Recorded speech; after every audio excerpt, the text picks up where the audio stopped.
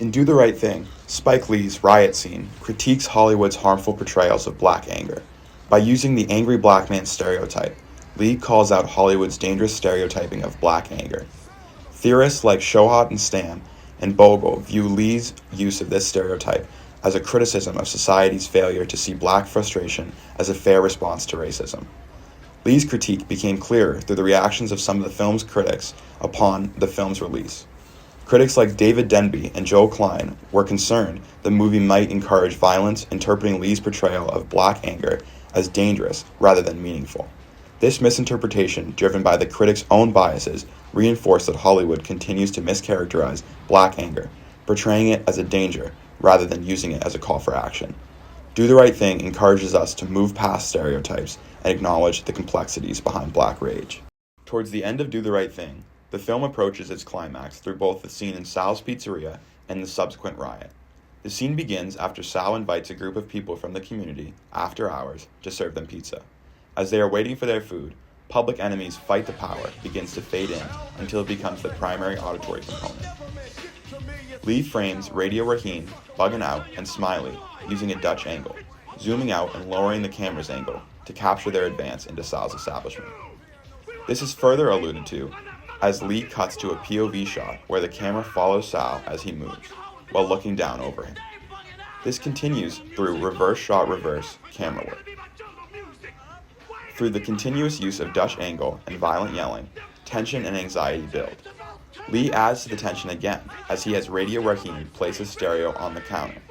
This places the graphic equalizer not only in the forefront, but also right in front of his heart, visualizing the rising tension inside of Radio Raheem.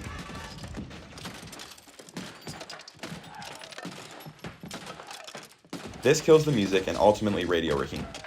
Lee frames Radio Raheem in a position of power over Sal, as we again see POV angles of Sal looking up and Radio Raheem looking down on Sal. We then see Radio Raheem as an almost unstoppable power as he manages to keep Sal in a chokehold, with multiple people trying to break him off of Sal. This then leads into the murder of Radio Raheem.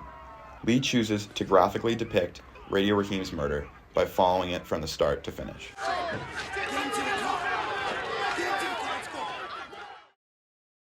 Preceding Radio Raheem's death, Lee mobilizes the angry black man stereotype in the riot scene to show traditional Hollywood stereotypes of black rage. According to Shohat and Stam, quote, any negative behavior by any member of the oppressed community is instantly generalized as typical, pointing to a perpetual backsliding towards some presumed negative essence, end quote. Since Radio Raheem is a part of the oppressed community, his response of beating up Sal is seen as violent rather than self-defense, even though Sal initiated the conflict. Lee does this in part through the use of high-angle shot on Radio Raheem, establishing him as a figure of power and dominance. Lee employs the angry black man stereotype in order to critique it. Throughout the argument, Sal is shot from a high angle and Radio Raheem is shot from a low angle. This framing puts Radio Raheem into power. This is a progressive shot as we see a black man holding power over a white man, which is against Hollywood's norms of racial hierarchy.